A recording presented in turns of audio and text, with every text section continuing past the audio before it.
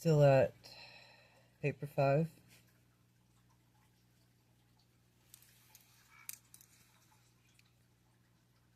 We're going to go over this last paragraph again first. The concept of semi-human and a jealous God is an inevitable transition between polytheism and sublime monotheism. And again, I told everybody what polytheism, many gods, and sublime monotheism is: to subject yourself to one authority of one God. Is an exalted anthropomorphism is the highest attainment level of purely evolutionary religion. Christianity has elevated the concept of anthropomorphism from the ideal of the human to the transcendent, to the divine concepts of the persons of the glorified Christ. And this is the highest anthropomorphism that man can ever conceive. The Christian concept of God is an attainment, or is an attempt to combine these three separate teachings. And again, the Christian concept of God is an attempt to combine three separate teachings. And these three teachings go as follows. Number 1, the Hebrew concept. God is a vindicator of moral values, a righteous God. 2, the Greek concept. God is unifier, the God of wisdom.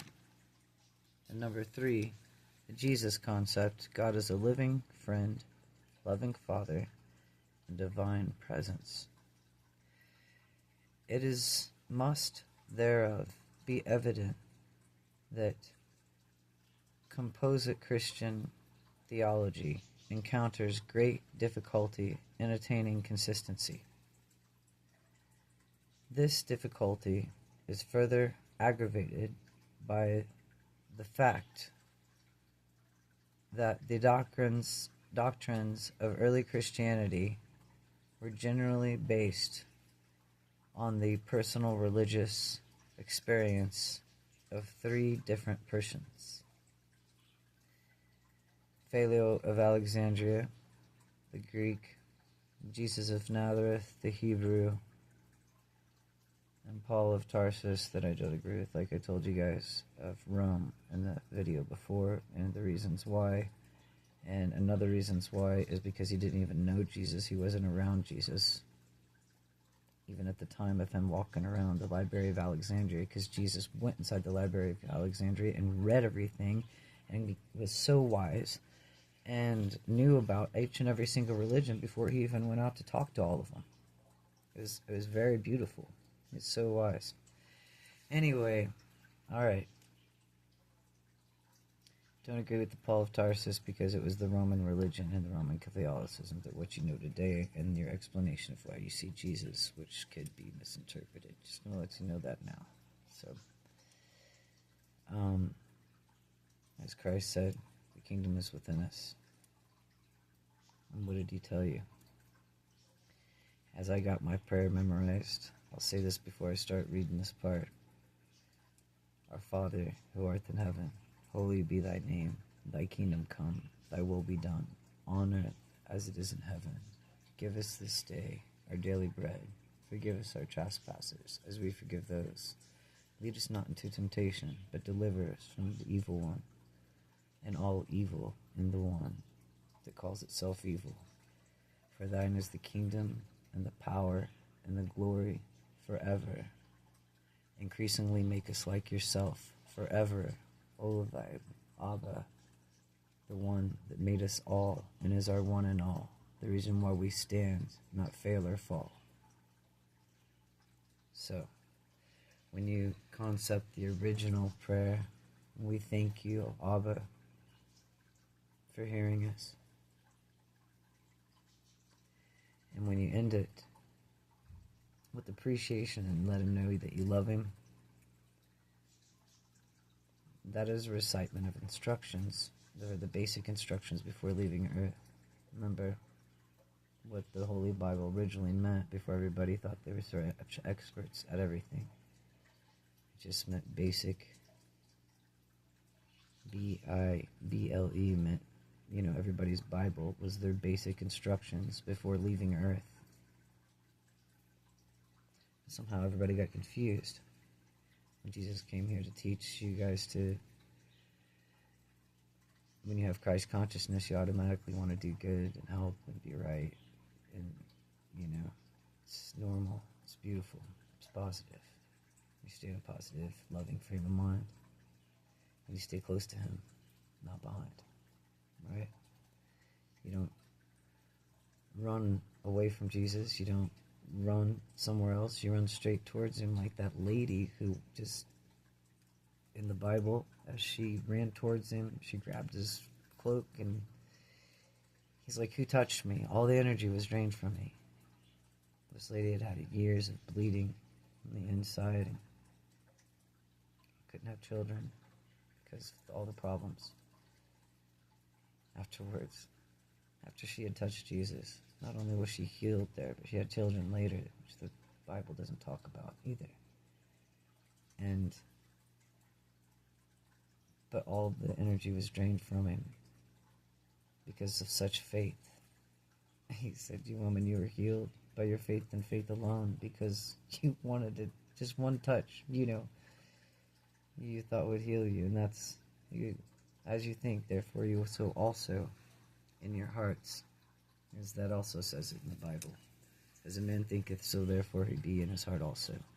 So you guys can look that up as well.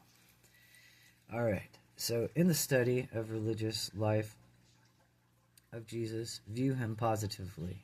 Oh yes, very much so. He is the only adult that came here to teach us how to love and do things correctly, so yeah, I'm pretty much there. They think not so much of his sinlessness as of his righteousness, his loving service. Jesus unstepped the passive love disclosed in the Hebrew concept of the Heavenly Father to the higher active and creature-loving affection of a God who is the Father of every individual, even of the wrongdoer. 5. The consciousness of God. The morality has its own origin in the reason of self-consciousness. It is super-animal, but wholly evolutionary. Human evolution embraces in its unfolding the endowments of antecedent to the bestowal of the adjusters and to the pouring out of the spirit of truth. But the attainment levels of morality does not deliver man from the real struggles of mortal living. Man's philosophical environment entails the battle for existence. The social surroundings necessitate ethological adjustments, for moral situations require making of choices in the highest realms of reason. The spiritual experience, having realized God, demands that the man find him and sincerely strive to be like him. And how do you find God? You have to go within. How are we worthy to be one with God if we don't correct ourselves on the inside and know the inside of who God is within us, the positivity and goodness to be able to come outward and affect the world to others, right? So religion is not grounded in the facts of science or obligations of society and the assumption of philosophy, or implied in the duties of morality. Religion is the independent human response of life situations and is unfailingly exhibited all stages of the human response, life situations, and unexhibited at all stages of human development, who are post-mortal. Religion may permeate all 4 levels of this realization and values and enjoyment of universe fellowship. The physical or material level of self-preservation, the social or emotional level of worship, the moral or duty level of reason, the spiritual level of consciousness of universe fellowship through divine worship. The fact-seeking scientist conceives of God as the first cause, a God of force. The emotional artist sees God as the ideal of beauty, the God of aesthetics.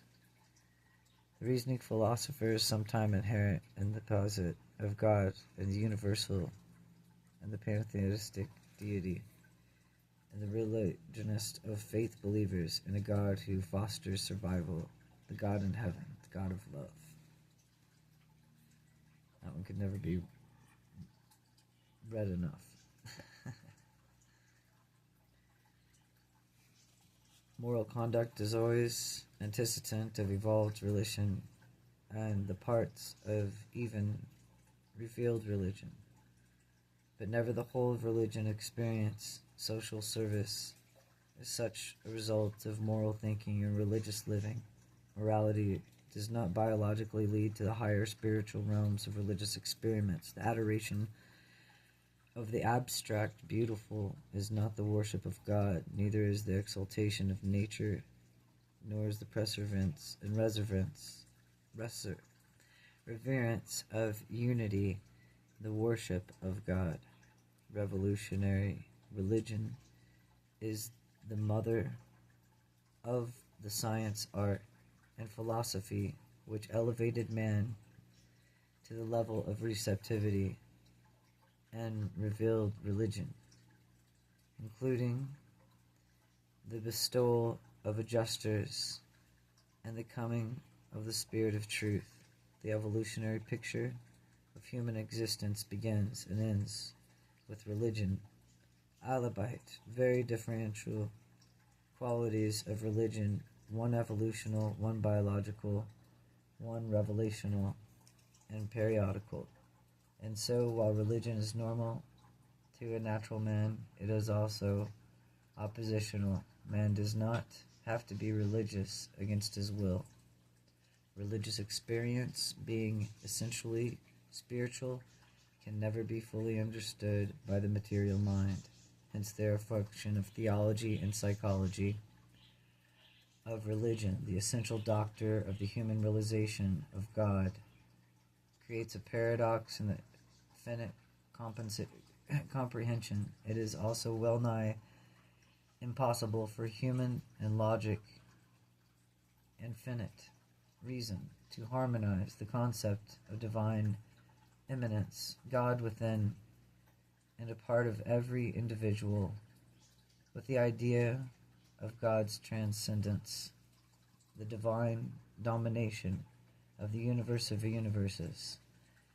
These two essential concepts of deity must be unified in the faith grasp of the concepts of the transcendent of a personal God and the realization of the indwelling presence of the fragment of that God in order to justify intelligent worship and validate the hope of personality survival. The difficulties of paradoxes of religion are inherent in the fact that the realities of the religion are utterly beyond the mortal capacity of intellectual comprehension. Mortal man secures great satisfaction from religious experience, even in the days of his temporal sojourn on earth. Intellectually, he acquires the satisfaction of a more unified human consciousness. Philosophically, he enjoys the substination. Substination. Alright. I guess that would be the physical level. So, number 2, philosophically, he enjoys the substination of his ideas of moral values. So to see things maybe with a material substance come to reality. Maybe that's what that means, right? So number 3, spiritually, he thrives in the experience of divine companionship and the spiritual satisfaction of true worship. I think this is why these people get together in churches and stuff. You know, maybe they have that companionship thing. A lot of why people, join gangs or clubs or feel like they need to belong somewhere and can't really sojourn on their own with God like Jesus did, because Jesus went alone to have peace with God so we could, as humans and other things out here need to do. So, anyway, God consciousness as it is experienced by an evolving mortal of the realms must consist of three varying factors. These differential in reality realization. There is the first mind consciousness, the comprehension of the idea of God. Then follows the soul consciousness, the realization of the ideal of God. Last dawns the spiritual consciousness, the realization of the spirit reality of God. By the unification of these factors of the divine realization, no matter how incomplete, the mortal personality at all times overspreads all conscious levels. With the realization of the personality of God in those mortals who have attained the corpse of finality, all of this will in the time led to the realization of the supremacy of God, and may subsequently eventuate in the realization of the ultimacy of God. Some phase of the absonite superconsciousness of the Paradise Father, which means to be one with his consciousness and not separate, eventually. The experience of God consciousness remains of the same generation to generation, but with each advancing epoch in human knowledge. The philosophic concept and the theological definitions of God must change. God knowingness, religious consciousness is a universe reality, but no matter how valid religious experience is, it must be willing to subject itself to intelligent criticism and reasonable philosophic interruptions. Oh, sorry, not interruptions.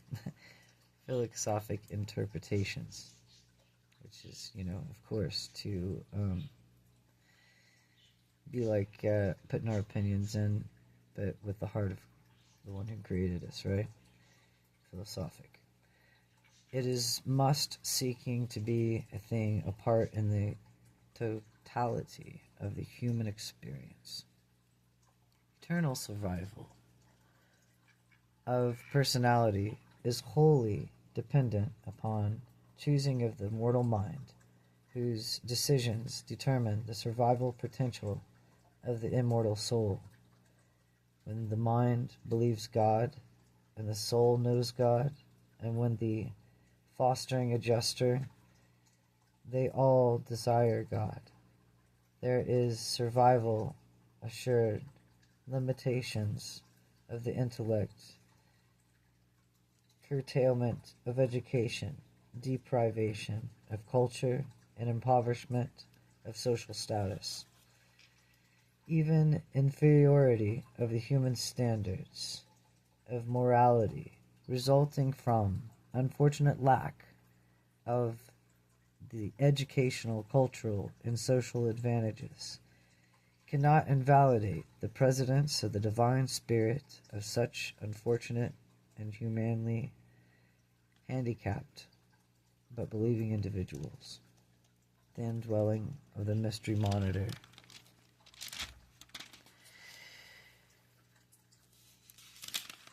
constitutes the inception and ensures the possibility of potential growth and survival of the immortal soul. The ability of mortal parents to procreate is not predicted on their educational.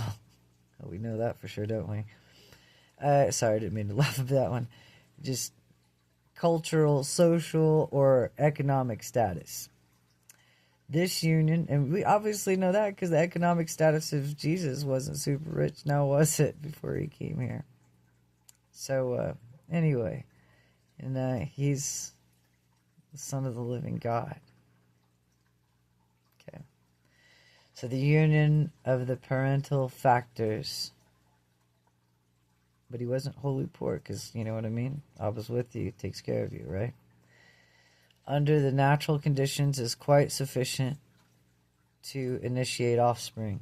A human mind discerning right from wrong and possessing the capacity to worship in union with the divine adjuster is all that is required in mortal to initiate the foster of the production of his immortal soul and survival qualities. And if such spirit is endowed, individuals seek God sincerely with a beautiful whole heart desire to be like him, and honestly elects to do the Father's will, because that's what their will would be, want to be one with. The Father, Abba's will. It would be like they're happy to do that. Not, oh boy, I'll go to, no, it'd be like the first thing when you wake up. Abba's will be done. Woo! Fastest, quickest prayer you can say. The best, right? Okay. Number 6, God of personality. The universal Father is the God of personalities, the domain of universal personalities, from the lowest mortal and the material creature of the personality status to the highest persons of creator, dignity, and divine status, has its center and circumference, and the universal Father of fathers is the bestower and the conservator of every personality, and the Paradise Father is likewise destiny of all the finite personalities, which is everybody living down here that's ever lived here, right? Finite personalities that live and die, as they say. And then we're infinite because we have him within, the fragment of God that is forever infinite, right? Okay, so wholeheartedly choose to do the will of the Father? Those who love him, right on, exactly. And those who long to be like him, that is love. Personality is one of the unsolved mysteries of the universe. We are able to form adequate concepts of the factors entering into the makeup of the various orders and levels of personality. We do not fully comprehend the real nature of the personality itself.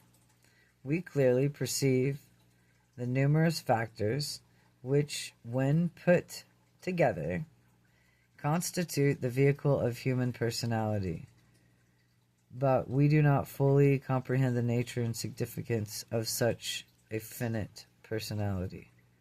So, such creatures that only live for a few, because we don't even live a day in God's day. God's day is 1,000 years, just so you guys know. And us, we nowadays, we got some parents that live 1,000 years. All right, but still, but the point is here is that live, die. You know what I mean? And even as they say, vampires die, the immortal, right? Some people are dead and walking around because they need to liven up on the inside and remember who and what they come from. The good love of the Creator. So, anyway, but we do not fully comprehend the nature and significance of such a finite personality. So, because the finite personality does have those choices to do good and evil, and God only understands good, and that's the reason why. As we should understand that as Christ, right? One with the Father, did only good, healed people, fed them, all the good stuff. Personality is potential in all creatures who possess the mind endowment, engaging and ranging from the minimum of self-consciousness to the maximum God consciousness. But mind endowment alone is not personality, neither is spirit nor physical energy. Personality is that quality and value in cosmic reality which is exclusively bestowed by God the Father upon the living systems of the associated, coordinated energies of the matter and spirit. Neither is personality, progress, or achievement personality, be material or spiritual, either is personality or therefore is no personality, other than the personal never attains the level of the personal except by the direct act of the Father of Paradise. bestowal of personality is exclusive function of the Universal Father, of the personalization of the living energy systems of which he endows, at the attributes, relative creative consciousness of the free will control thereof. There is no personality apart from God the Father. There is no personality that exists except for God the Father. The fundamental attributes of human selfhood, as well as the absolute adjuster, nucleus of the human personality, are bestowals of the Universal Father acting in his exclusive personal domain of cosmic ministry. The adjusters of prepersonal status indwell numerous types of mortal creatures, thus ensuring that these same types of beings may survive mortal death. To personalize as Urantia creatures with the potential of the ultimate spirit attainment. For when a creature in mind and personality endowment is dwelt by a fragment of the spirit of the eternal God, the prepersonal bestowal of the personal Father, then does the finite personality possess the potential of the divine, and the external aspire to a destiny akin to the ultimate, even reaching out for realizations of the absolutes.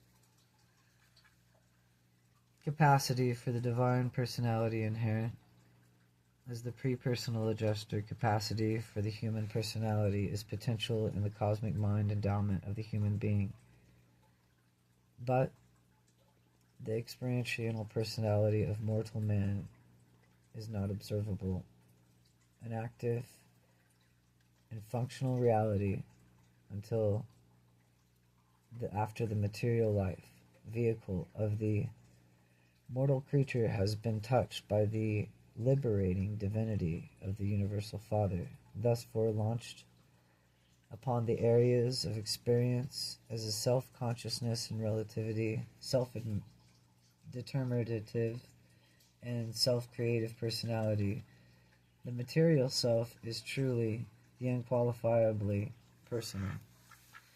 The material act has personally an identity, temporary identity, by prepersonal spirit adjuster, also has identity, eternal identity.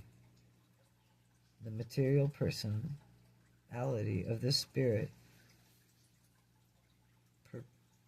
pre-personality, like before you had a personality, so the spirit of pre-personality are capable, so uniting the creative attributes as to bring into existence the surviving identity of the immortal soul, having thus provided for the growth of the immortal soul and having liberated man's inner self from the fetters of absolute dependence and the antecedents of causation. The Father stands aside.